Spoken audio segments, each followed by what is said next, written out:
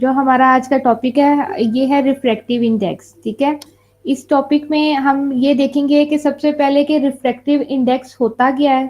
ठीक है, और इसको हम कैसे फाइंड आउट करते हैं।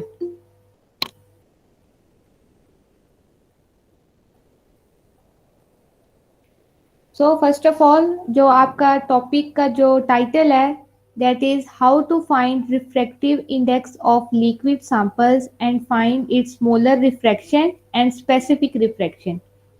सबसे पहले जो हमारा पर्पस है हमने वो देखना है कि refractive index different liquid samples की फाइंड आउट करनी है। जैसे लास्ट प्रैक्टिकल में आपने देखा था कि हमने फाइंड आउट किया था किसको, विस्कोसिटी को। हमने उसमें देखा था कि विस्कोसिटी क्या है, और फिर हमने उसका एक मेथड देखा था जिसमें हमने जो ऑपरेटर्स यूज किया था वो हमारे पास ऑसवर्ल्ड विस्कोमीटर था। ऑसवर्ल्ड विस्कोमीटर यूज करते हुए हम डिफरेंट जो हमारे पास लिक्विड सैंपल्स होते हैं उनकी विस्कोसिटी को फाइंड आउट कर सकते हैं। विस्कोसिटी क्या थी वो भी हमने देखा था कि जो विस्कोसिटी होती है it is the resistance of a liquid in flow. अगर किसी लिक्विड को ड्यूरिंग फ्लोइंग जो रेजिस्टेंस होती है जिसकी वजह से वो उसकी फ्लो कम होता है उसको हम उसको विस्कोसिटी कहते हैं। जैसे हमारे पास अगर एक वाटर सैंपल होता है या हमारे पास हनी है तो हम दोनों को फ्लो करवाएं तो वाटर बड़ी तेजी से मूव करता है क्योंकि वो इतना विस्कस नहीं होता। हनी जो होता है वो हमारे पास ज्यादा विस्कस होता है, यानी कि वो ज्यादा गाढ़ा होता है। बाय यूजिंग ऑसवर्ल्ड विस्कोमीटर हम लोगों ने डिफरेंट लिक्विड्स की जो थी विस्कोसिटी फाइंड आउट की थी। सिमिलरली आज जो हमारा टॉपिक है ये हमारे पास है रिफ्रैक्टिव इंडेक्स। पहले हम ये देखेंगे कि रिफ्रैक्टिव इंडेक्स होता क्या है। ठीक है, फिर हम इसमें यहाँ पे थोड़ा देखेंगे कि हम इसको डिटरमिन कैसे कर सकते हैं डिफरेंट लिक्विड सैंपल्स के लिए। और after finding out the refractive index हम ये भी देखेंगे how we calculate the molar refraction and specific refraction. Molar refraction क्या है और स्पेसिफिक रिफ्रैक्शन क्या है इसको भी हम साथ में डिस्कस करेंगे।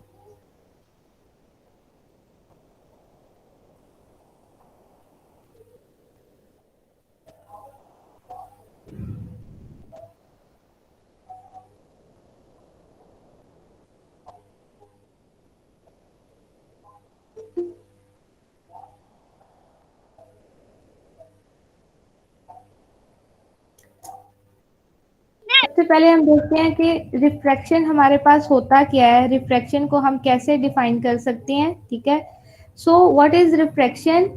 रिफ्रैक्शन बेसिकली हमारे पास जो होती है ये एक रेशो होती है। अब किस चीज की रेशो होती है वो हम देखते हैं। द रिफ्रैक्टिव इंडेक्स को हम लोग इंडेक्स ऑफ रिफ्रैक्शन भी कहते हैं। और ये किसी भी सब्सटेंस की जो मेजरमेंट है स्पीड ऑफ लाइट के साथ उसकी कंपेयर, कोई जो सब्सटेंस है उसमें जो लाइट की स्पीड है उसकी जो मेजरमेंट है उसको हम कहते हैं ये उसका रिफ्रैक्टिव इंडेक्स है। फॉर एग्जाम्पल अगर आपके पास डिफरेंट सैंपल है, जैसे आपके पास एयर है, वाटर है, कोई भी चीज है, तो उसके अंदर से जब आपको पता है आप लाइट पास करवाएंगे तो उसके अंदर से लाइट गुजर जाएगी। अब जो उस लाइट की स्पीड की मेजरमेंट है उसको हम कहते हैं रिफ्रैक्टिव इंडेक्स। अगर आप इसके नाम पे गौर करें, देखें रिफ्रैक्टिव इंडेक्स। इंडेक्स का मतलब होता है मेजरमेंट।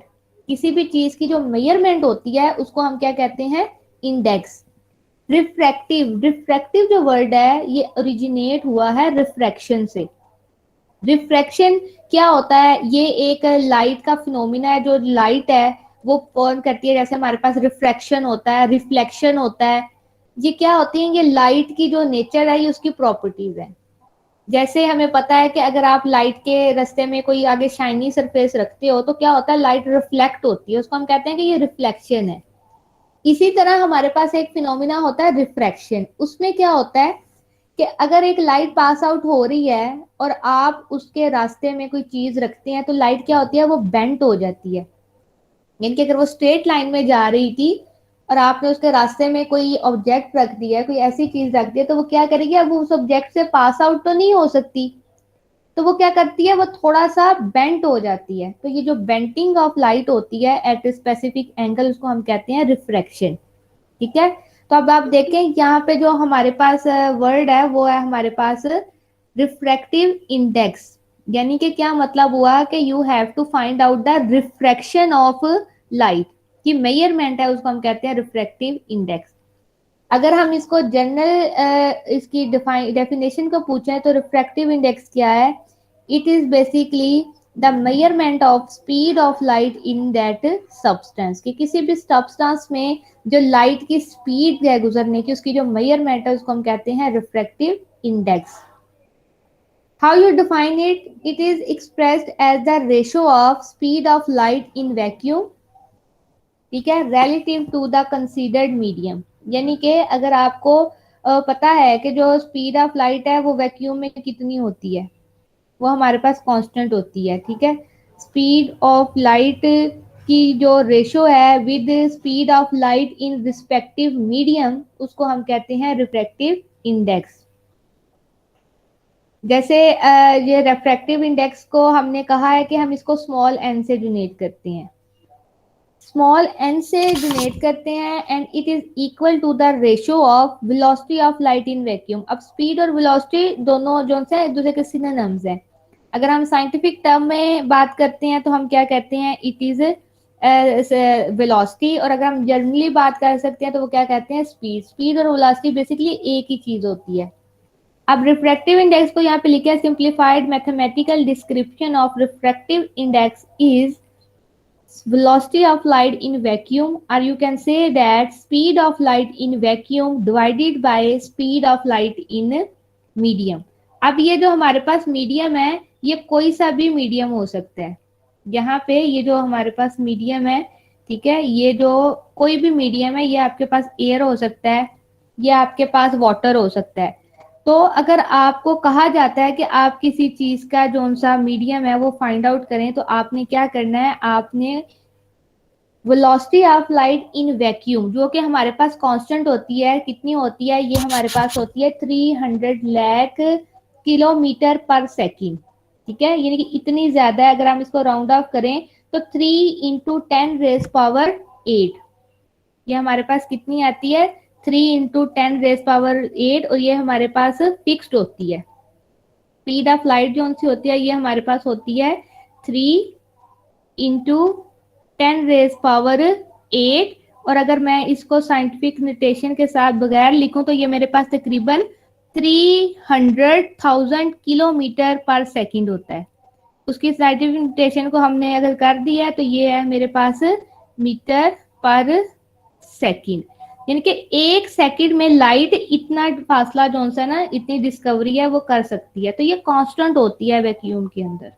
ये जो वैल्यू है ना स्पीड ऑफ लाइट की इन वैक्यूम, ये फिक्स्ड है. वैक्यूम है, वैक्यूम तो में तो कुछ भी नहीं है, वो तो खुला है, स्पेस है, उसके दरमियान में कोई चीज नहीं आती. इसलिए जब वहां पे लाइट ट्रेवल करती है तो वो इतनी स्पीड से करती है. क्यों? क्योंकि उसके दरमियान में तो कोई रास्ता है, कोई चीज ही नहीं है. तो ये हमारे पास फिक्स क्वांटिटी है. अब हमारे पास स्पीड ऑफ वैक्यूम हमें पता है.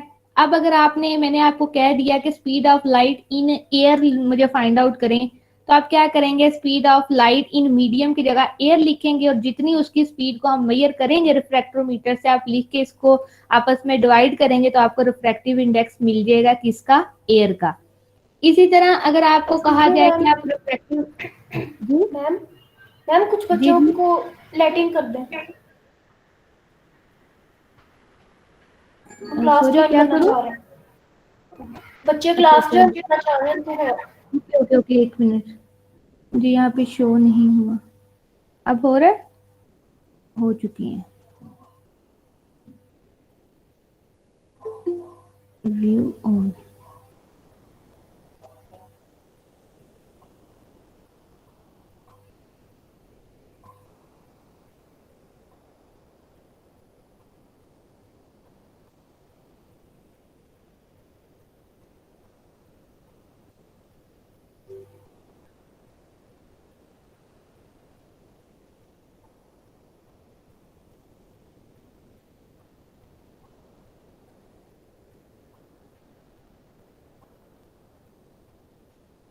ठीक है, तो अब आपको रिफ्रैक्टिव इंडेक्स का थोड़ा सा क्लियर हो गया कि रिफ्रैक्टिव इंडेक्स से हमारे पास होता क्या है. Basically it is the ratio of speed of light in vacuum divided by speed of light in medium. अब ये जो मीडियम है ये कोई भी हो सकता है. ये हमारे पास एयर हो सकती है, ये हमारे पास वाटर हो सकता है, या हमारे पास कोई और सैंपल हो सकता है। फॉर एग्जांपल हम वाटर के अंदर कोई केमिकल डिसॉल्व करते हैं, मैं कहती हूँ कि बेंजीन हो सकती है, या हमारे पास कोई ऑर्गेनिक सॉल्वेंट है, whatever. So you have to know about how we calculate it. आपको speed of light in vacuum पता होना चाहिए, और जो speed of light in vacuum है उसकी वैल्यू हमारे पास कांस्टेंट होती है। लेकिन जो हमारे पास है speed of medium, speed of light in medium, वो वेरी करती है। अब वो वेरी क्यों करती है? क्योंकि आप देखेंगे जो मीडियम है ना, ये नेचर वाइज अलग हो जाते हैं on the basis of their density. For example हमारे पास वाटर है, तो वो क्या है, वो वैक्यूम से ज्यादा डेंस है, यानी कि वैक्यूम से ज्यादा भार है। अगर मैंने वाटर को मजीद किसी चीज से रिप्लेस कर दिया है, मैंने उसको हनी से कर दिया है, या मैं कहती हूँ कि speed of light in glass है, तो वो जैसे जैसे चीजें डेंस होती जाएंगी, तो क्या होगा, हमारे पास रिफ्रैक्शन की वैल्यू ज्यादा आती जाएगी। अब रिफ्रैक्टिव इंडेक्स इन वैक्यूम, आप क्या करोगे, speed of light in vacuum divided by speed of light in vacuum, तो क्या होगा, वैल्यू कांस्टेंट हो जाएगी। और रिफ्रैक्टिव इंडेक्स कितना आएगा लाइट का वैक्यूम में, 1। ठीक। अगर मैंने आपसे कहा कि you have to find out the refractive index of water, आपने क्या किया, आपने लाइट की वैल्यू 3 इंटू 10⁻8 मीटर पर सेकेंड एज सच रहने दी। Then you have to find out the velocity of light in water. अब वो जो वाटर की वैल्यू है वो हम लोगों ने रिफ्रैक्टिव इंडेक्स के जरिए फाइंड आउट की, हमने पुट की, तो हमें पता चला कि जो रिफ्रैक्टिव इंडेक्स का वाटर है, वाटर का रिफ्रैक्टिव इंडेक्स है, इट इज 1.33। अब यहाँ पे एक बात ये है कि यहाँ पे ना कोई यूनिट नहीं है रिफ्रैक्टिव इंडेक्स का। क्यों नहीं है यूनिट रिफ्रैक्टिव इंडेक्स का? क्योंकि ये हमारे पास रेशियो है। देखें, ऊपर भी वही है स्पीड ऑफ लाइट, नीचे भी स्पीड ऑफ लाइट है, तो स्पीड ऑफ लाइट का यूनिट क्या होगा, या ये मीटर पर सेकंड होगा, या ये किलोमीटर पर सेकंड होगा, तो वो तो आपस में कैंसल हो जाएंगे।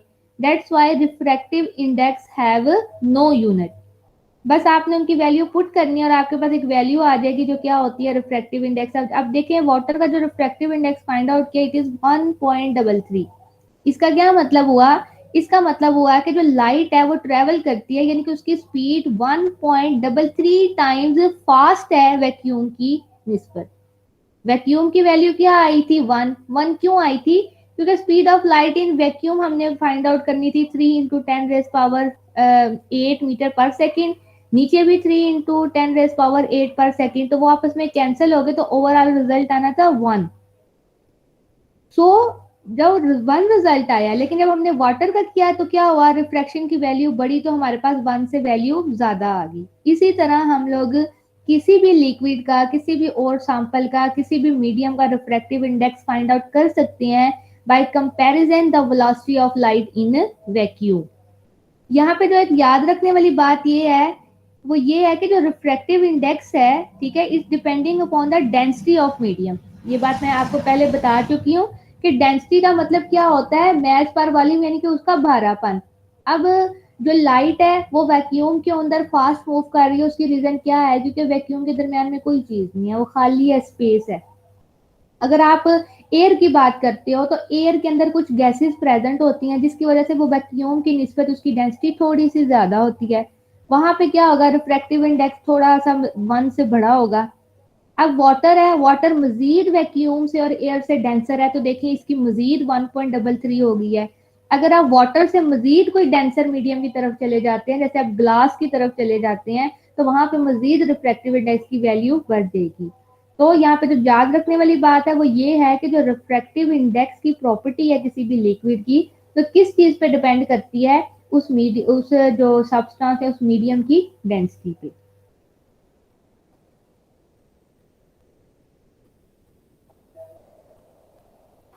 नेक्स्ट हमारे पास है स्नेल्स लॉ। अब जो स्नेल्स लॉ है ये क्या करता है, ये बेसिकली जो रिफ्रैक्टिव इंडेक्स का फिनोमिना है वो हमारा जो डिपेंड करता है वो किस पे करता है, स्नेल्स लॉ पे। स्नेल साइंटिस्ट था जिसने ये लॉ डिस्कवर किया था, and according to him a light travel from first medium to second medium. जब एक लाइट ट्रेवल करती है किसी एक मीडियम से, फॉर एग्जांपल अगर वो एयर से ट्रेवल कर रही है सेकंड मीडियम में, the ratio of sine of angle of incident to the sine of angle of refraction is constant. तो वो कहता है जो उसकी रेशियो है जहाँ से जो लाइट ट्रेवल कर रही है एक मीडियम से दूसरे मीडियम में, तो जो उस वक्त लाइट की स्पीड की रेशो है, यानी कि जितनी लाइट ने ट्रेवल किया है फर्स्ट मीडियम से टू सेकंड मीडियम, उसकी जो रेशो है ना वो हमारे पास कांस्टेंट है। अब उसने जो साइन आई लिखा हुआ है इसका क्या मतलब है, इट इज एंगल। जाहिर बात है जब एक लाइट है, जैसे आपको ये नीचे नजर भी आ रही होगी, एक डायग्राम है, ये जो आपको एक पर्पल कलर की लाइन नजर आ रही है, ये बेसिकली हमारे पास लाइट की रे है, ठीक है। और ये ऊपर वाला सारा पोर्शन क्या है, ये हमारे पास जो सा है वो एयर है। अब यहाँ से ये जो लाइट है, ये पर्पल कलर की लाइट आ रही है इन दी फॉर्म ऑफ वेव, ये नीचे से यहाँ से पानी स्टार्ट हो रहा है, जैसे ही वो पानी के अंदर उसने मूव किया है, तो आप ये देखें कि लाइट ने क्या किया, आना तो इसको बिल्कुल स्ट्रेट चाहिए था, लेकिन उसने थोड़ी सी बेंडिंग कर लिया। आपको ये लाइट जो रे, ये जो पूरी पर्पल लाइन है, ये बेसिकली हमारे पास लाइट की रे है। ये देखें ये थोड़ी सी बेंट हो गई है, ये जो इसकी बेंडिंग है ना, इसको हम कहते हैं रिफ्रैक्शन। अब ये जो बेंट हुई है, अगर हम कोई यहाँ पे नॉर्मल ड्रा करें तो डेफिनेटली यहाँ पे दो एंगल बनेंगे। ये हमने एक जो ये जो आपको ये जो डॉटेड लाइन नजर आ रही है, ये हमने नॉर्मल परपेंडिकुलर ड्रॉ किया, ये इमेजिनरी लाइन है ताकि हमें यहाँ पे कोई एंगल हो। तो एक एंगल वो बनेगा जब लाइट की रे वाटर के पास फॉल करेगी, तो यहाँ पे जो एक एंगल बनेगा, ठीक है, इसको उन्होंने क्या कहा, थीटा 1। सिमिलरली एक वहां एंगल वो भी होगा जो वाटर की लेयर के नीचे बनेगा, उसको क्या कह दिया है, उसको थीटा 2 कह दिया है। अब अकॉर्डिंग टू स्नेल्स लॉ के जो एंगल ऑफ इंसिडेंस है, उसको एंगल ऑफ इंसिडेंस क्यों कहते हैं, क्योंकि ये हमारे पास इंसिडेंट रे है। ये हमारे पास इंसिडेंट रे क्या होती है, जो हमारी ओरिजिनल रे है जिससे इंसिडेंस हुआ है, जो स्टार्टिंग रे है, उसको हम इंसिडेंट रे कहते हैं। तो इंसिडेंट रे ने जो एंगल बनाया है उसको हम कहते हैं एंगल ऑफ इंसिडेंस। और जब वो वाटर के साथ टकराई है, उसके बाद लाइट की वेव ने रिफ्रैक्शन शो किया, तो ये कौन सी, यहाँ पे ये कौन सी रे होगी, इसको हम कहते हैं रिफ्रैक्टिव रे। तो यहाँ पे जो एंगल बना है उसको हमने कह दिया एंगल ऑफ रिफ्रैक्शन। लाइट ने जो एंगल बनाया है बिफोर एट वाटर सरफेस, एक मीडियम से सरफेस में, ये जो एंगल है इसको हमने कह दिया एंगल ऑफ इंसिडेंस। क्यों, क्योंकि ये इंसिडेंट रे बना रही है। लेकिन जब वो वाटर के अंदर मूव हुई एक मीडियम से दूसरे मीडियम में, तो क्या हुआ, उस लाइट की रे ने रिफ्रैक्शन शो की। अब उसने रिफ्रैक्शन शो की तो वहां से उसने अपना थोड़ा सा रास्ता बदल लिया। अब नॉर्मल तो वही नीचे आ रहा है, अगेन यहाँ पे एक एंगल बना, इस एंगल को हमने नाम दे दिया angle of refraction, because this angle is formed by refractive way, ठीक है। तो स्नेल्स के अकॉर्डिंग कि ये जो हमारे पास एंगल है, एंगल ऑफ इंसिडेंस की ratio divided by angle of incidence, तो ये जो हमारे पास रेशियो है ये हमारे पास कांस्टेंट है, ठीक है। ये स्नेल्स का लॉ था।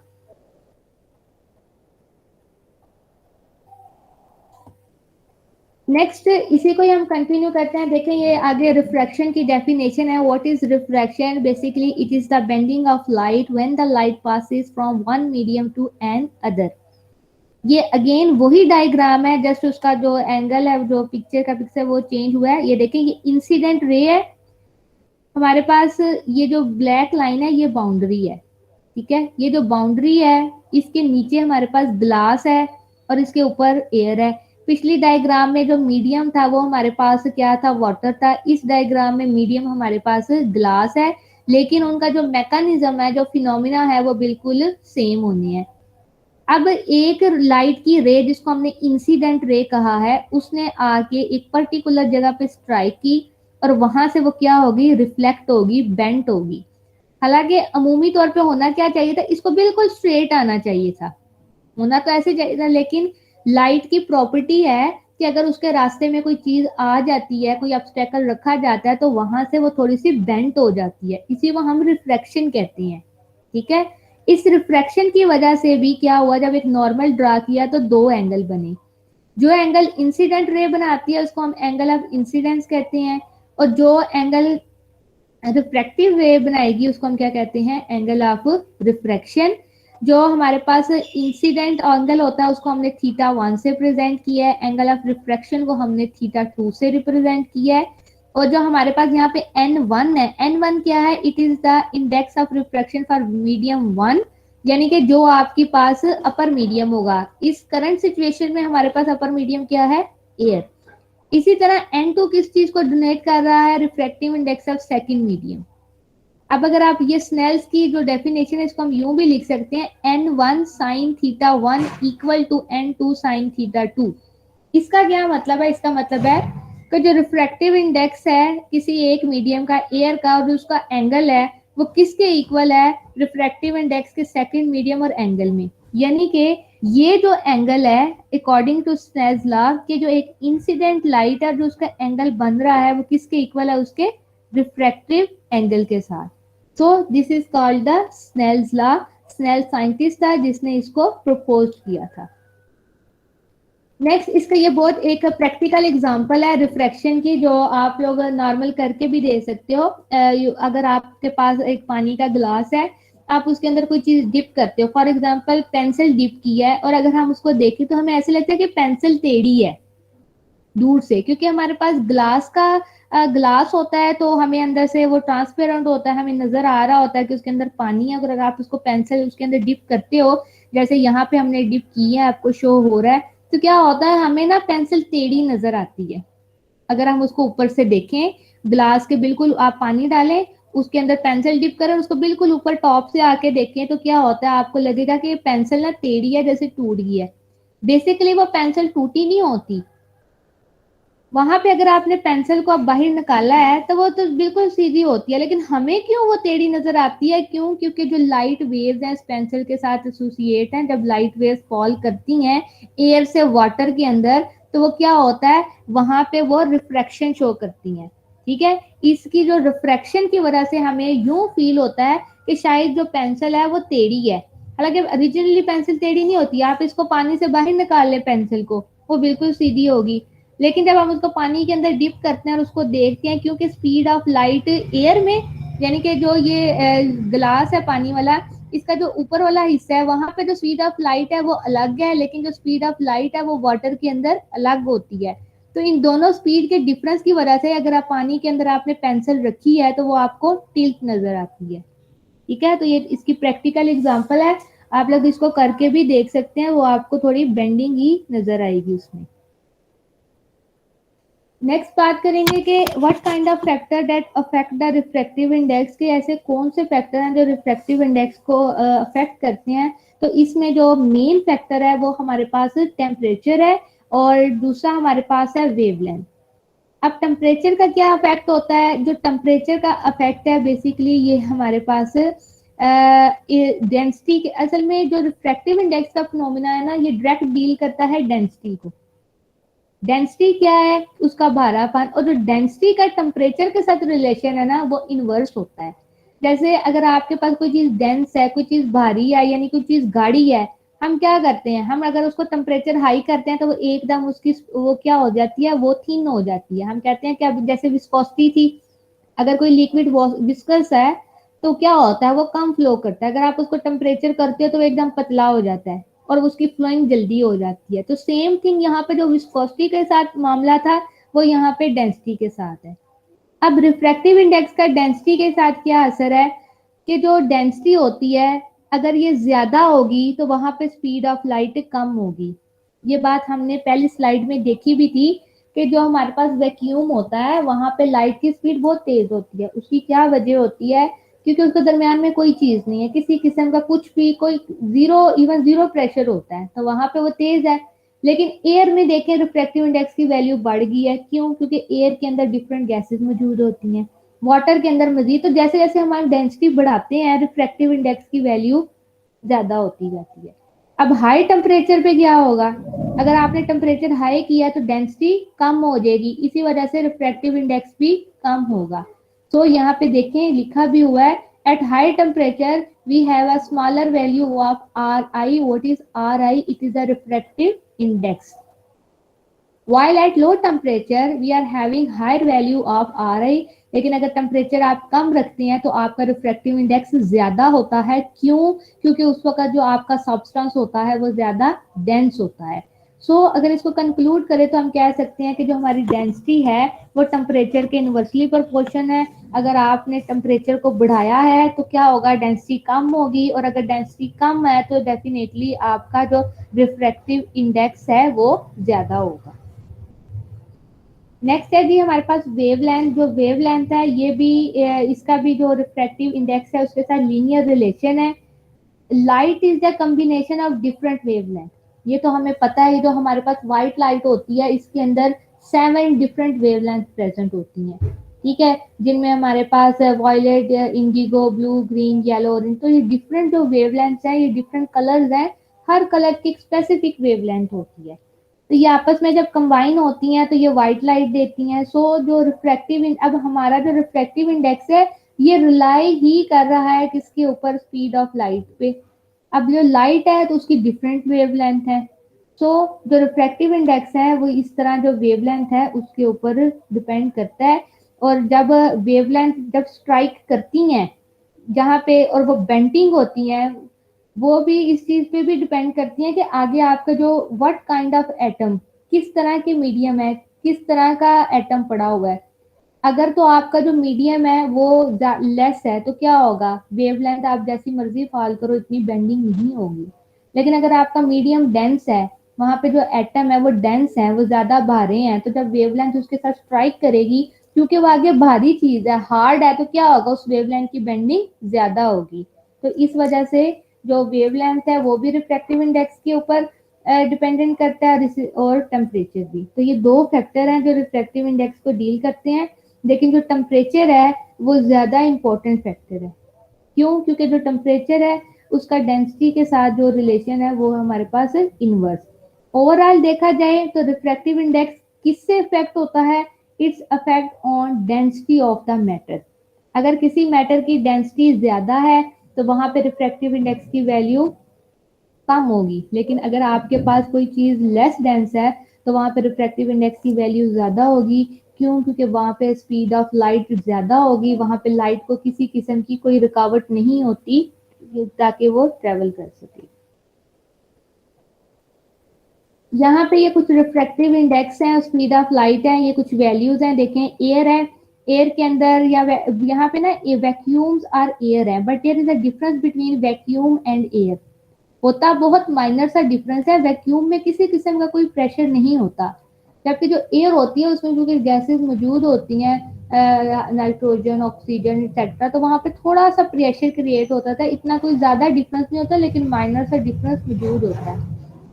तो जो इनका जो रिफ्रैक्टिव इंडेक्स है 3 × 10⁻⁸ है, सही है। यहाँ पे जो ये जो वाटर है इसका यहाँ पे जो रिफ्रैक्टिव इंडेक्स वैक्यूम का आएगा वो हमारे पास 1 आएगा। क्यों? क्योंकि 3 × 10⁻⁸ डिवाइडेड बाय 3 × 10⁻⁸ वो आपस में कटिंग हो जाएगी तो 1 आएगा। अगर वाटर की बात करें तो ये जो 2 × 2 और 5 × 10⁻⁸ मीटर है, ये speed of light in water है। अगर आप एयर की स्पीड को वाटर की स्पीड से डिवाइड करेंगे तो आपको वाटर का रिफ्रैक्टिव इंडेक्स मिल जाएगा, डेट इज 1.33। अब आप देखें, मजीद हम गए हैं ग्लास की तरफ। ग्लास वाटर से ज्यादा डेंस है तो देखें उसका रिफ्रैक्टिव इंडेक्स मजीद बढ़ गया है। क्यों? क्योंकि उसमें जो लाइट की स्पीड है वो अब कितनी है, 2 × 10⁻⁸ मीटर। और जो हमारे पास वैक्यूम की स्पीड है वो 3 × 10⁻⁸ मीटर है। अगर मैं वैक्यूम की स्पीड को ग्लास की स्पीड से डिवाइड करूं तो मेरे पास ग्लास का रिफ्रैक्टिव इंडेक्स आ जाएगा। अब मजीद हम गए हैं डायमंड की तरफ। डायमंड का रिफ्रैक्टिव इंडेक्स देखें मजीद 2.42 बन गया। क्यों? क्योंकि diamond is the most hardest substance in the universe. Diamond सबसे ज्यादा हार्ड सब्सटेंस कंसीडर होता है, तो उसकी रिफ्रैक्टिव इंडेक्स देखें मजीद बढ़ गई है। अब अगर आप इन तमाम वैल्यूज को कंपेयर करें, वाटर, ग्लास, डायमंड, तो जैसे जैसे हम डेंसिस की तरफ, मीडियम की तरफ जा रहे हैं, उनकी जो रिफ्रैक्टिव इंडेक्स है उसकी वैल्यू भी बढ़ती जा रही है, क्योंकि वहां पे जो स्पीड ऑफ लाइट है वो क्या हो रही है, कम हो रही है। तो जो डेंसर मीडियम होते हैं वहां पे क्या होता है, जो स्पीड ऑफ लाइट है वो कम होती जाती है। क्यों? क्योंकि जो लाइट है उसको ट्रेवल करने में प्रॉब्लम होती है। लेकिन अगर कोई ऐसा मीडियम है जहाँ पे किसी किस्म की कोई रुकावट नहीं है, अब आप देखें यहाँ पे इन्होंने ये स्कीमेटिकली भी लिखा हुआ है, ये सबसे पहली जो रे है ये बिल्कुल सीधी जा रही है, इसके दरम्यान में कुछ भी नहीं है, इसलिए उसकी जहाँ पे लाइट की स्पीड है वो तेज है। वाटर की बात करें तो यहाँ पे ये थोड़ा सा इसकी स्पीड कम हुई है। सिमिलरली ये ग्लास है, ग्लास में मजीद कम हुई है, और डायमंड, डायमंड में तो बिल्कुल कम हो गई है। तो जिस जिस तरह आपका मीडियम डेंस होगा, उसकी डेंसिटी ज्यादा होगी, तो वहां पे क्या होगा, स्पीड ऑफ लाइट की वैल्यू कम होगी। और आपको जो speed of light in vacuum पता है, दोनों को डिवाइड करेंगे तो आपके पास रिफ्रैक्टिव इंडेक्स की वैल्यू आ जाएगी। ये आगे कुछ लिक्विड हैं जो हम प्रैक्टिकली लैब में परफॉर्म करते हैं और उनके रिफ्रैक्टिव इंडेक्स हैं जो हमने फाइंड आउट किए हैं। ये आपकी जस्ट जनरल इंफॉर्मेशन के लिए हैं, जैसे वाटर का 1.34, ethyl alcohol 1.35, tetrachloride 1.46, petrol 1.44, chloroform 1.43, benzene 1.50। तो ये जो ऑब्जेक्टिव पॉइंट ऑफ व्यू से ये आप लोगों के लिए जरा इम्पोर्टेंट है। ये कुछ इंपॉर्टेंट लिक्विड्स हैं जिनका हम रिफ्रैक्टिव इंडेक्स यूजुअली लैब में फाइंड आउट करते हैं। नेक्स्ट, ये तो अभी तक उसकी थ्योरी थी कि व्हाट इज रिफ्रैक्टिव इंडेक्स, और रिफ्रैक्टिव इंडेक्स होता क्या और हमें उसको हम कैसे फाइंड आउट कर सकते हैं। अब हम अपने प्रैक्टिकल की तरफ आते हैं कि हमने इसको लैब में परफॉर्म कैसे करना है। सबसे पहले हमें जो यहाँ पे ऑपरेटर्स चाहिए वो है एब्स रिफ्रैक्टोमीटर। एब्स रिफ्रैक्टोमीटर जो सा है, ये रिफ्रैक्टोमीटर है, it is an operators which is used to measure the refractive index of liquid. Abbe's scientist था जिसने इसको डिस्कवर किया था, ठीक है। फिर इसके साथ आपको टेम्परेचर कंट्रोलर चाहिए। What does it's mean its temperature, यानी कि जो आपका सोल्यूशन का टेम्परेचर है, जो थर्मामीटर है, उसको आपके पास होना चाहिए। क्यों? क्योंकि अगर टेम्परेचर वेरी होता है तो क्या होता है, आपका जो रिफ्रैक्टिव इंडेक्स है उसका भी वेरी हो सकता है। इसके बाद आपको लाइट सोर्स चाहिए, यानी कि कोई ऐसा लंप चाहिए जो आपके रिफ्रैक्टिव इंडेक्स पे फॉल कर सके लाइट डायरेक्टली, और आपको सैंपल चाहिए। तो यहाँ पे बिल्कुल सिंपल सा एक्सपेरिमेंट है, सिर्फ आपके पास रिफ्रैक्टोमीटर जो ऑपरेटर्स लैब में मौजूद होता है वो चाहिए, लाइट सोर्स चाहिए, थर्मामीटर चाहिए और सैंपल चाहिए। अब हम देखते हैं कि हम इसको परफॉर्म कैसे करते हैं। ये हमारे पास एब्स रिफ्रैक्टोमीटर की एक डायग्राम है। It's just look like microscope. आप लोगों ने जैसे माइक्रोस्कोप्स देखे होंगे, ये भी बिल्कुल वैसे ही है। सबसे पहले ये इसका स्केल आईपीस है और ये फील्ड आईपीस है। यहाँ से हम इसको देखते हैं, फील्ड आईपीस से ऑब्जर्व करते हैं कि क्या हो रहा है। और ये इसका स्केल है कि अगर आपको कुछ ब्लर नजर आ रहा है, कुछ ठीक तरीके से नहीं नजर आ रहा, तो आप इसको एडजस्ट करके उसको बिल्कुल क्लियर कर सकते हैं। ये जो हमारे पास यहाँ पे आपको नजर आ रहा होगा प्रिज्म बॉक्स है, बेसिकली इसको हम ओपन करते हैं और इसके अंदर सैंपल रखते हैं। ये रिफ्लेक्टिव मिरर है, ठीक है, इसके हम लाइट पास करते हैं। और ये मेजरिंग स्केल है। ये एक एब्स रिफ्रैक्टोमीटर की एक जनरल सी स्केच डायग्राम है जो यूजली मिलती है। इसमें जो देखने वाली चीज है, यहाँ से तो शायद आपको इतना क्लियर ना हो, लेकिन जो इसके आगे हम लोग स्कीमेटिक डायग्राम है उससे मजीद ये क्लियर हो जाएगा। But it's look like just a microscope. जैसे आपने एक माइक्रोस्कोप देखा होगा कि उसके ऊपर एक आई पीस होता है, हम उसके ऊपर से आंख लगा के देखते हैं और उसके नीचे एक स्लाइड होती है, उसके ऊपर हम अपना सैंपल रखते हैं और फिर हम कहते हैं कि यहाँ पे लाइट आनी चाहिए। ऐसे ही है, अगर माइक्रोस्कोप के ऊपर लाइट नहीं पड़ती उसके स्टेज पे, तो हमें कुछ आई पीस से क्लियर नहीं होता। बिल्कुल सेम मैकेनिज्म यहाँ पे है, वो एब रिफ्रैक्टोमीटर के लिए भी है। हम ये प्रिज्म बॉक्स को खोल के यहाँ पे अपने सैंपल का एक ड्रॉप पुट करते हैं, ठीक है। जब आप सैंपल का ड्रॉप पुट करते हैं और फिर आप ऊपर आई पीस से देखते हैं तो वहां पे लाइट भी पड़ती है, क्योंकि सैंपल प्रिज्म के दरमियान है। अब जब लाइट प्रिज्म के ऊपर फॉल करती है तो क्या होता है, प्रिज्म से जब लाइट फॉल करती है तो रिफ्लेक्शन होती है। उस रिफ्लेक्शन की वजह से हमें जो हमारा जो डिटेक्टर होता है वहां पे लाइट का एक सर्कल बन जाता है, जिसमें हाफ सर्कल वो वाइट होता है और हाफ वो डार्क होता है। तो जो उस लाइट की रिफ्लेक्शन से जो हमें लाइट सोर्स की रिफ्लेक्शन से जो हमें एक सर्कल मिलता है, वहां से हमें पता चल जाता है जब वो बिल्कुल हाफ ब्राइट और हाफ ब्लैक होता है, वहां पे हम एग्जैक्टली रीडिंग नोट कर लेते हैं कि यहाँ पे अब हमारे सैंपल के ऊपर लाइट ने रिफ्लेक्ट किया है, वहां पे कोई एंगल, पर्टिकुलर एंगल बने हैं। और इधर जो स्केल है, ये मेजरिंग स्केल है, यहाँ पे हमें उसकी रीडिंग नजर आ जाती है, जिसको हम पुट करते हैं, ले लेते हैं और फिर हम उसको स्पीड ऑफ लाइट से डिवाइड करके रिफ्रैक्टिव इंडेक्स को फाइंड आउट कर लेते हैं। तो ये बहुत ही सिंपल सा एक्सपेरिमेंट है, इतना मुश्किल नहीं है। आपके पास रिफ्रैक्टोमीटर पड़ा होता है, सिर्फ आपने अपना सैंपल लेना है, उसका एक ड्रॉप प्रिज्म बॉक्स में रखना है, उसके ऊपर लाइट फॉल करवानी है। लाइट उस जब मीडियम के अंदर दाखिल होगी तो वहां पे वो रिफ्लेक्शन शो करेगी। इस रिफ्लेक्शन शो करने की वजह से आपको जो उसका लाइट एंड डार्क बैंड नजर आएंगे। इस ये जो फील्ड आई पीस है ना, यहाँ से आपको नजर आ रहा होगा कि अब आपका पास डार्क बैंड बन गया है, ब्राइट बैंड बन गया है। जब वो बिल्कुल हाफ पोर्शन ब्लैक और हाफ पोर्शन व्हाइट हो जाएगा, बिल्कुल आप उसको एडजस्ट करेंगे ना स्केल से, तो वहां पे जो रीडिंग आ रही होगी आप उसको नोट करेंगे और उसको फॉर्मूले में पुट कर लेंगे।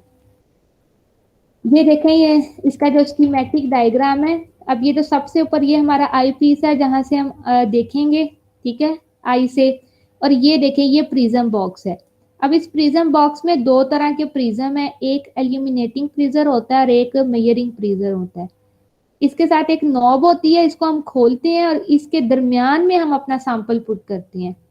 सैंपल पुट करते हैं क्योंकि हमें लाइट सोर्स रिक्वायर होती है, जैसे हमें रिक्वायर्ड होती है माइक्रोस्कोप में, ठीक है। हम इसको किसी रोशनी में या किसी बल्ब से जब इस लाइट के ऊपर प्रिज्म के ऊपर लाइट फॉल करवाते हैं और हम अपनी आई पीस से देख रहे होते हैं, तो हमारे पास ना कुछ ये इस तरह का सर्कल आता है।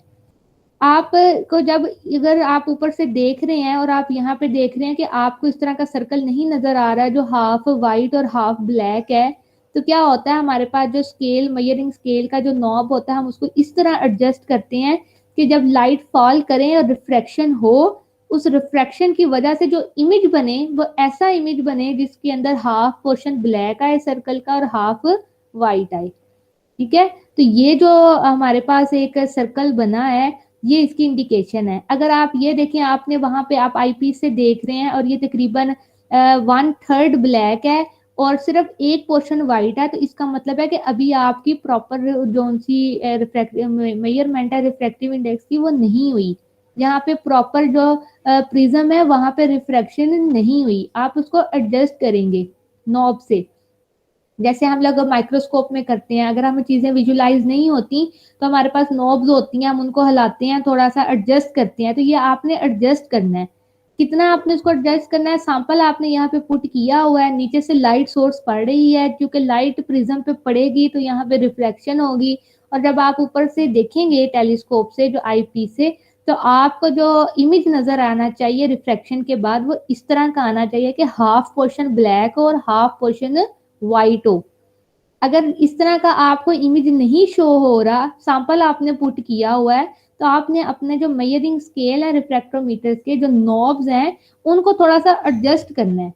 क्योंकि जो प्रॉपर रिफ्रैक्शन है वो तब होगी, प्रॉपर एंगल ऑफ इंसिडेंस और refraction angle of refraction equal तब होंगे जब बिल्कुल हाफ जो बैंड है, ठीक है, वो जो सर्कल है वो ब्लैक होगा और जो हाफ सर्कल है वो वाइट होगा।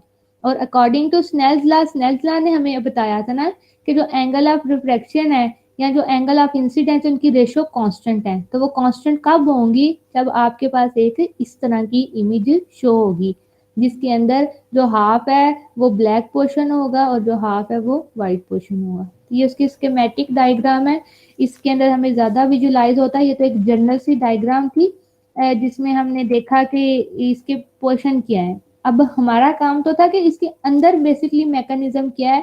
तो ये इसकी जो इंटरनल स्कीमेटिक डायग्राम है, इसमें जो सारा काम है वो इन प्रिज्म्स का है। ये प्रिज्म दो तरह के होते हैं, ये खुल जाते हैं जब हम इसको नॉब घुमाते हैं, तो ये ओपन हो जाता है, ये ऊपर हो जाता है, ये थोड़ा नीचे, यहाँ पे हम अपना सैंपल रख के इसको दोबारा से बंद करते हैं। फिर हम इसके ऊपर लाइट सोर्स को फॉल करवाते हैं।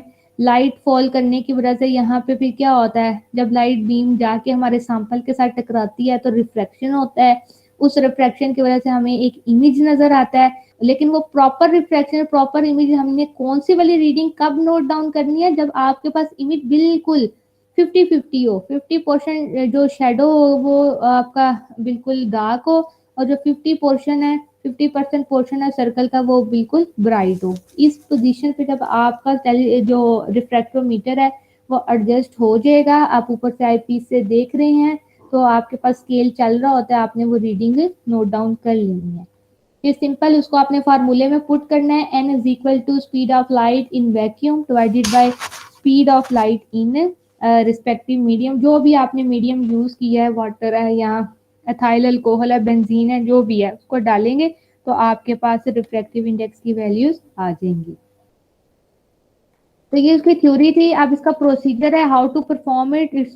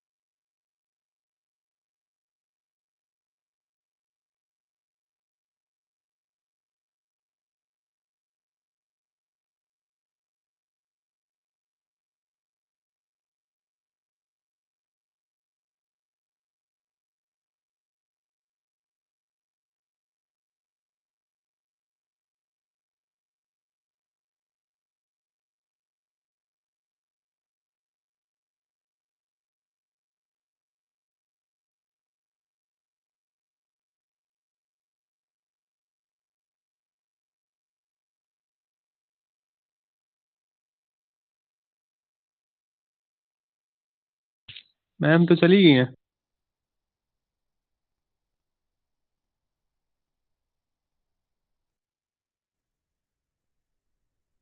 वाकई चली गई मैम? यस, लेफ्ट कर गई हैं। हम भी करते हैं फिर।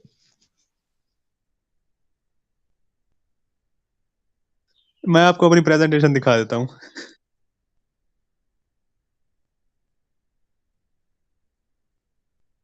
दिखाओ। दिखा दो।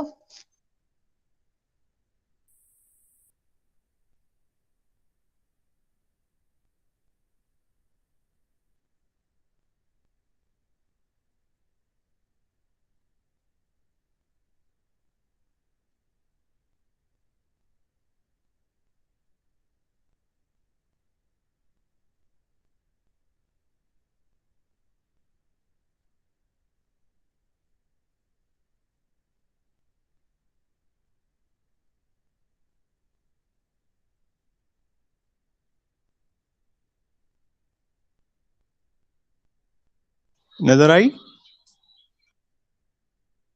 सिया, पता तुम्हें ये रिकॉर्ड हो रहा है? हाँ, अच्छी नजर।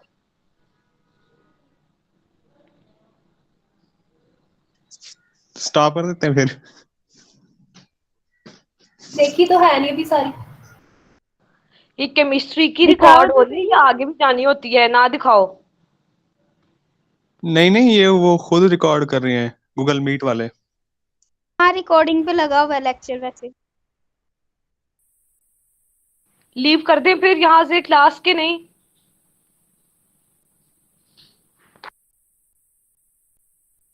मैं ग्रुप में मैसेज करता हूँ, मैम अगर कोई रिप्लाई देती है फिर तो देखते हैं, वरना लेफ्ट।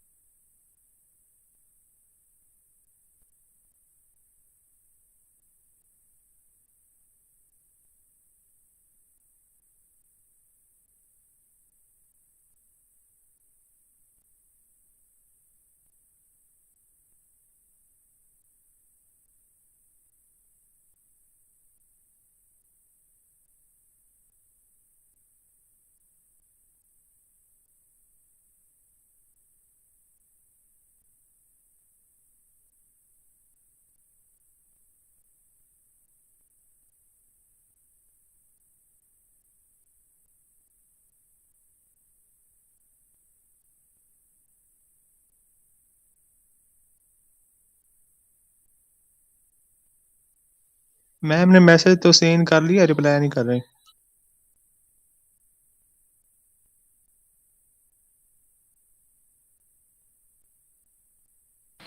सिया, जो तुमने असाइनमेंट बनाई है इसके अंदर कितना का छापा मारा है? सारा ही छापा है, खुद कौन बनाता है? फुल कॉपी पेस्ट किया है? हाँ बस स्लाइड्स की फॉर्म में बना दिया है। कितनी स्लाइड्स बनी? 11 टोटल है। बस इतनी थोड़ी? प्रेमिशा तुम्हारी तो कितनी बनी है? बाजी मैंने अभी शुरू किया, मैं तीसरी स्लाइड पे हूँ, वो भी आधी हुई है अभी। बात सुनो, इसमें लिंक भी डालने, क्या? सोर्सेज भी डालने असाइनमेंट में, एंड पे डालते होंगे, डाल ये देना, जो मैंने भी प्रेजेंट डालने करनी है रेफरेंस। इसमें भी। ये प्रेजेंटेशन असाइनमेंट नहीं, असाइनमेंट तो और बनानी है। इसमें भी डालने, मैं ये पूछ रही तो हूँ। प्रेजेंटेशन जो टीचर्स देते हैं उन्होंने भी रेफरेंसेस डाले होते हैं एंड पे। हाँ रेफरेंसेस तो ठीक डालनी है, है लेकिन ना। प्रेजेंटेशन तो इतनी ही होगी ना, ज्यादा तो नहीं होगी। हाँ हाँ, नहीं वो तो इतनी होनी है।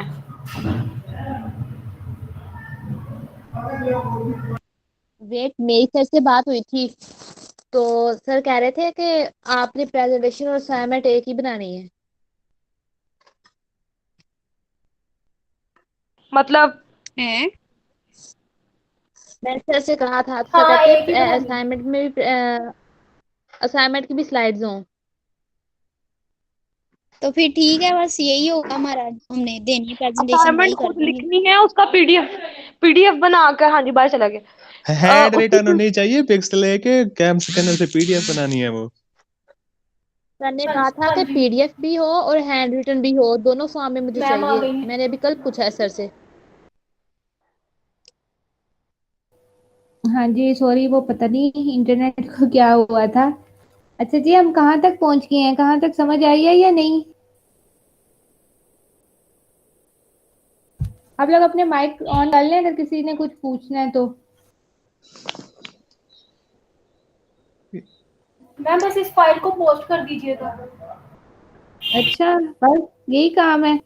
ये यहाँ पे यस लास्ट मैम। चीज रह गई थी, ये स्पेसिफिक रोटेशन और मोलर रिफ्रैक्शन की। ठीक है, जब आप रिफ्रैक्टिव इंडेक्स को फाइंड आउट कर लेते हैं तो फिर आप आगे उसको यूज करके उसकी मोलर रिफ्रैक्शन और उसकी स्पेसिफिक रिफ्रैक्शन को भी फाइंड आउट कर सकती हैं। ठीक है, तो जो स्पेसिफिक रिफ्रैक्शन है इसका फार्मूला है n2 - 1। यहाँ पे जो n है ये हमारे पास रिफ्रैक्टिव इंडेक्स होता है, और जो n2 है ये रिफ्रैक्टिव इंडेक्स है किसका, जो हमारे पास सैंपल है उसमें अपने 2 को ऐड करना है, जो लाइट है उसमें से -1 उसको माइनस करना है और मल्टीप्लाई करना है 1/d से। डी क्या है, ये हमारे पास है डेंसिटी ऑफ द सैंपल है। ठीक है, अगर आप इस सारों को वैल्यू पुट करेंगे तो आपके पास स्पेसिफिक रिफ्रैक्शन आ जाएगी। और अगर आपको पूछा जाता है कि आप मोलर रिफ्रैक्शन फाइंड आउट करें तो आप क्या करेंगे, जो आपके पास रिफ्रैक्टिव इंडेक्स की वैल्यू आई है उसको आप मल्टीप्लाई कर देंगे मोलिकुलर मास से। फॉर एग्जांपल वाटर का रिफ्रैक्टिव इंडेक्स है 1.33, उसको मल्टीप्लाई कर दें 18 से। ठीक है, तो जो आंसर आएगा वो उसका मोलर रिफ्रैक्शन होगा। तो ये था, समझ भी आया या नहीं? आया जी समझ मैम, में। अच्छी तरह से। अच्छी मैम तरह से रिपीट कर दें। जी रिपीट जी। कर दूं?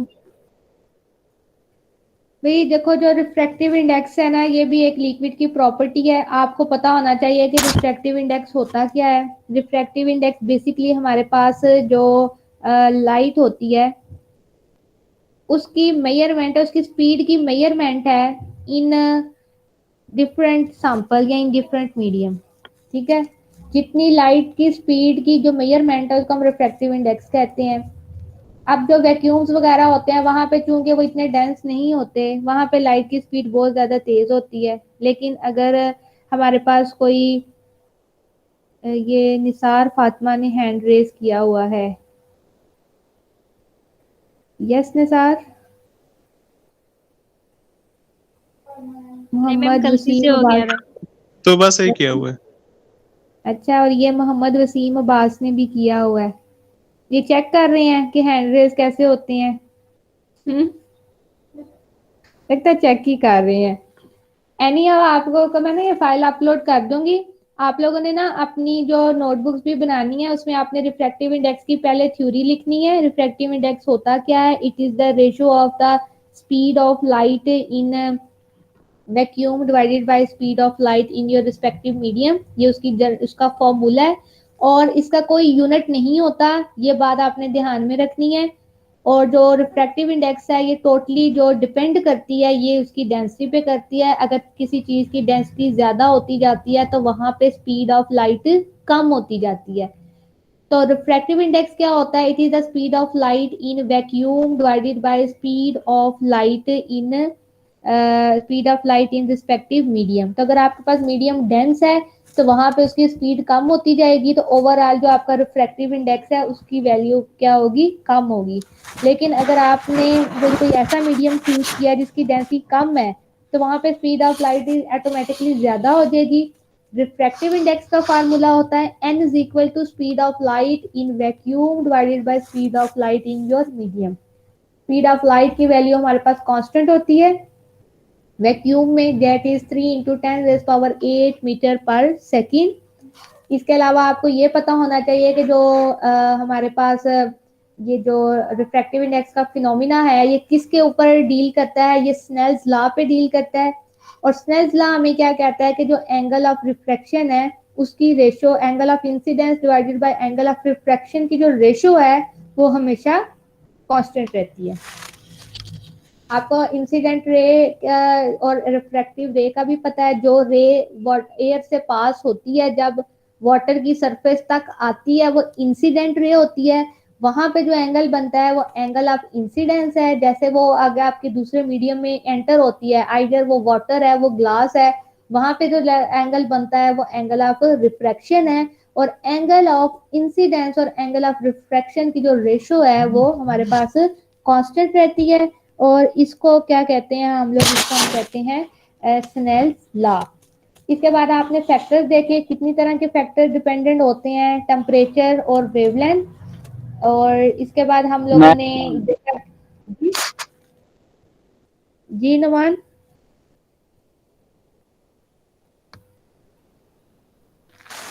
ठीक है। उसके बाद आपने ये थोड़ी सी थ्योरी लिखनी है अपनी नोटबुक में। Then you write the apparatus. Apparatus में हमें ज्यादा कुछ नहीं चाहिए, बस एक रिफ्रैक्टोमीटर चाहिए।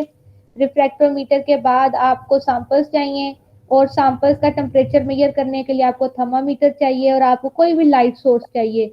अगर हम लोग दिन में काम कर रहे हैं तो हमारे तो जो सनलाइट की रोशनी है वो ही इनफ होती है। हमारे जो रिफ्रैक्टोमीटर है वो एब्स रिफ्रैक्टोमीटर रिक्वायर्ड है और हमारी लैब में भी पड़ा हुआ है। अगर आप इसको देखना चाहें तो जस्ट लाइक का माइक्रोस्कोप। माइक्रोस्कोप क्यों इसलिए आपको कहा जा रहा है क्योंकि वो ना अक्सर जो स्कूल कॉलेजेस वगैरह में भी अवेलेबल होती है तो वहाँ पे स्टूडेंट्स को दिखाई जाती है। और आप तो जोलॉजी के स्टूडेंट्स हैं तो आप लोगों ने तो बहुत जो माइक्रो जो ऑर्गेनिज्म होते हैं उनको भी देखा होगा या देखना किया होगा। तो बिल्कुल सेम इसका पर्पज है। इसमें भी किसी तरह आई पीस होता है जहाँ से हम चीजें ऑब्जर्व करते हैं। नीचे दो प्रिज्म होते हैं, एक इल्यूमिनेटिंग प्रिज्म होता है, ठीक है, और एक सैंपल प्रिज्म होता है। प्रिज्म को हम ओपन करते हैं, उसके दरमियान 1 से 2 ड्रॉप सिर्फ अपने सैंपल के, लिक्विड सैंपल के। आपको ये बात पता होनी चाहिए कि जो रिफ्रैक्टिव इंडेक्स है ना ये हमेशा लिक्विड सैंपल्स के साथ डील करता है, जैसे विस्कोसिटी भी सिर्फ लिक्विड सैंपल को डील करता है। तो फिर हम उसमें उसका सैंपल, लिक्विड सैंपल का 1 या 2 ड्रॉप उन प्रिज्म को खोल के उनके दरमियान में रख के उसको दोबारा बंद करें और उसके बाद जो लाइट है वो उसके ऊपर फॉल करवाए मिरर पे, तो वहां पे रिफ्लेक्शन होगी। अब जो आपने लाइट है उसको ऐसे एडजस्ट करना है कि आपकी जो रिफ्लेक्शन है, जो रिफ्लेक्शन है वो मैक्सिमम हो। जब वो मैक्सिमम होगी आप अपनी आई से देखेंगे कि जब आपका एंगल ऑफ इंसिडेंस और एंगल ऑफ रिफ्रैक्शन इक्वल होगा ना, आपने अपना जो नॉब है उसको उस तरह एडजस्ट करना है, तो वहां पे आपके पास जो इमेज आएगा वो हाफ ब्राइट होगा और हाफ ब्लैक होगा।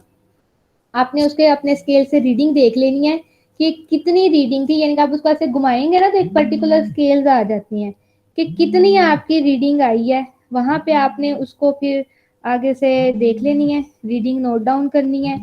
रीडिंग नोट डाउन करके आपने एक टेबल बना लेना है, उसमें आपने हर लिक्विड का रिफ्रैक्टिव इंडेक्स लिख देना है। अगर आपको पूछा जाता है कि आप रिफ्रैक्टिव इंडेक्स फाइंड आउट करें मोलर रिफ्रैक्शन, तो जो रिफ्रैक्टिव इंडेक्स आएगा उसको उसके मॉलिक्यूलर मास से मल्टीप्लाई कर दें। वाटर का 1.33 है, हमें पता है। अगर मैं इसको 18 उसका मोलिकुलर मास है, उसके साथ मल्टीप्लाई करूं तो मेरे पास मोलर रिफ्रैक्शन आ जाएगी।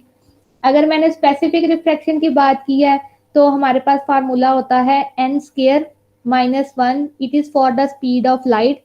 n है ना, तो वहां पे उसकी क्या वैल्यू आती है, जो भी आपकी वैक्यूम के अंदर 1 ही आएगी, सो 1 का स्क्वायर माइनस 1 ओवरऑल 0। ठीक है, इस तरह n जो 2 है उसका स्क्वायर और उसमें +2, यानी कि अगर वाटर है तो 1.33 उसका स्क्वायर लें और उसमें अंदर 2 ऐड करें और उसको मल्टीप्लाई कर दें 1/d, और ये d क्या है, it is your density of the sample. इसमें पुट करें तो आपके पास स्पेसिफिक रिफ्रैक्शन आ जाएगी। आपको पूछा जा सकता है ना डिफरेंट, अब एक एक्सपेरिमेंट हम परफॉर्म कर रहे हैं, इसमें हम चीजें 3 फाइंड आउट कर रहे हैं। एक हम रिफ्रैक्टिव इंडेक्स फाइंड आउट कर रहे हैं, मोलर रिफ्रैक्शन, स्पेसिफिक रिफ्रैक्शन। तो ये मोलर रिफ्रैक्शन जो स्पेसिफिक रिफ्रैक्शन है, बेसिकली ये भी इंटर रिलेटेड ही है रिफ्रैक्टिव इंडेक्स से। ठीक है, तो इस तरह आपने लिखना है। आप लोगों ने जो नोटबुक्स बनानी है और आप लोगों ने ये, आप जब जनवरी में कैंपस में आएंगे तो आपने सबमिट करवानी है। ठीक है, आप लोगों ने पहले भी सॉल्यूशंस लिखे होंगे, उसके बाद आपको विस्कोसिटी का प्रैक्टिकल करवाया गया था, जिसके मैंने आपको हैंड आउट भी दिए हैं, जैसे उस पर लिखा है आपने वैसे ही लिखना है। देन आपने आप ये रिफ्रैक्टिव इंडेक्स का लिखना है। ये जो स्लाइड है ये मैं आपकी क्लास में अपलोड कर दूंगी, तो इसमें जैसे जैसे लिखा हुआ है आप लिख सकते हैं। जो कोई अननेसेसरी चीज है वो चाहे ना लिखिएगा, लेकिन ये जो एक एंगल ऑफ इंसिडेंस और एंगल ऑफ रिफ्रैक्शन की डायग्राम है, जो एंगल बनते हैं, वो आपने ड्रॉ लाजमी करनी है। और कोई जो अगर कोई डायग्राम्स वगैरह तो आप उसको छोड़ सकते हैं। एज फॉर रिफ्रैक्टिमीटर की अगर स्कीमेटिक डायग्राम बनाना चाहते हैं सो गुड, अगर कोई नहीं बनाना चाहता तो बस नाम ही लिख दें और प्रोसीजर, ऑब्जर्वेशन, कैलकुलेशन लिख के आपने अपनी नोटबुक को प्रिपेयर करना है। ठीक है, अब अगर कोई क्वेश्चन है तो आप पूछ सकते हैं।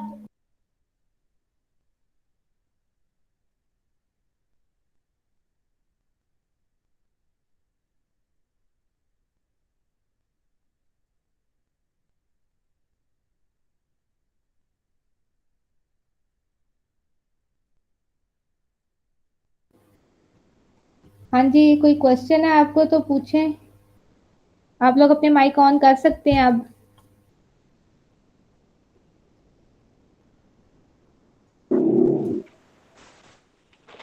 No ma'am. जी, नो मैम। सारा कुछ समझ आ गया या कुछ समझ नहीं आया?